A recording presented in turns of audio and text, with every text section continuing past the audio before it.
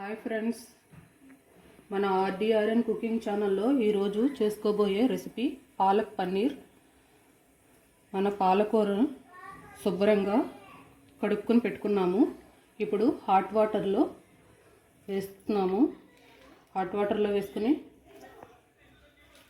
ఒక్క 2 minutes వేడి నీళ్ళలో వండనిద్దాం.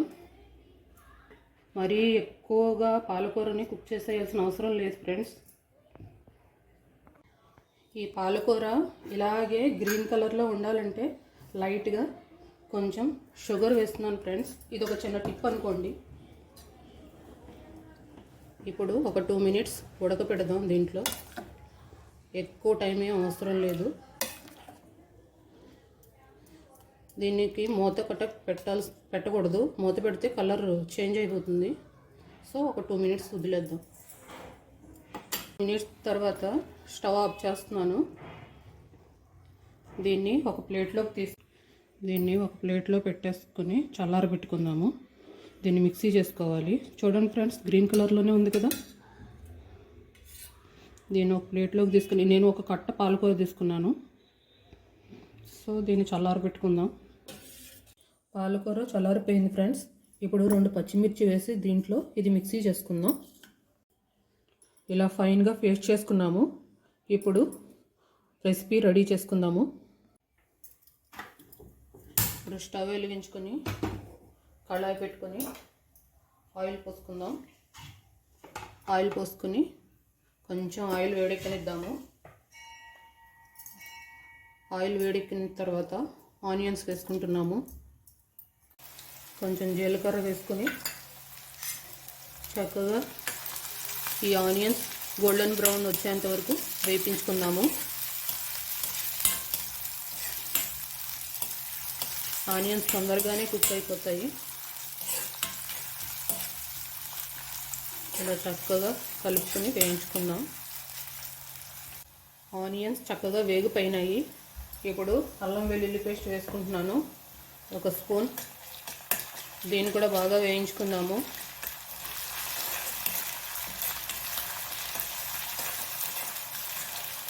వన్ మినిట్ దీన్ని కూడా వేయించుకొని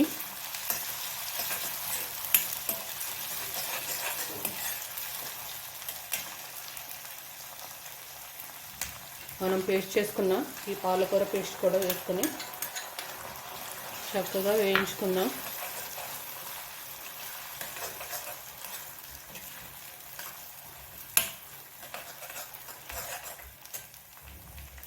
కొంచెం బటర్ వేస్తున్నాను.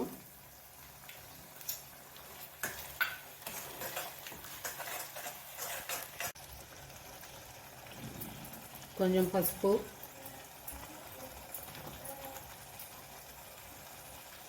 1 స్పూన్ కారం, తగినంత సాల్ట్, కొంచెం గరం మసాలా, ధనియా పౌడర్, జీరా పౌడర్.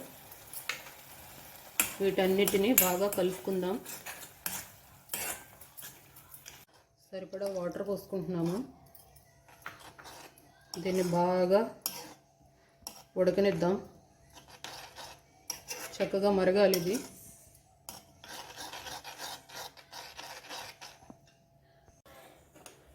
రెండు ఎండుమిర్చి వేసుకొని చక్కగా బాయిల్ చేసుకుందాం ఫ్రెండ్స్. ఈ గ్రేవీ బాయిల్ అవుతున్నప్పుడు కొంచెం ఫ్రెష్ క్రీమ్ వేసుకుందాము.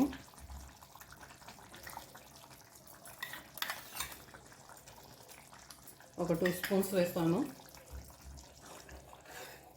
ఈ ఫ్రెష్ క్రీమ్ వేసుకోవడం వల్ల ఈ గ్రేవీ కన్సిస్టెన్సీయే మారిపోతుంది.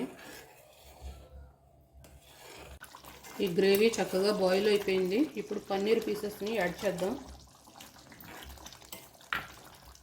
ఒక 1/2 minute అలా బాయిల్ చేసేస్తే ఉడకనిచ్చేస్తే సరిపోతుంది. మన వేడిగా పాలక్ పన్నీర్ రెడీ అయిపోతుంది. ఇది రోటీలో కానీ చపాతీలో కానీ బెస్ట్ కాంబినేషన్. ఇంకా స్టవ్ ఆఫ్ చేసేసుకుందాము. వేడివేడిగా గుమగుమలాడే పాలక్ పన్నీర్ రెడీ అయిపోయింది ఫ్రెండ్స్. మన ఛానల్ని ఎవరైనా కొత్తగా చూస్తున్నట్టయితే సబ్స్క్రైబ్ చేసుకోండి, లైక్ చేయండి, షేర్ చేయండి.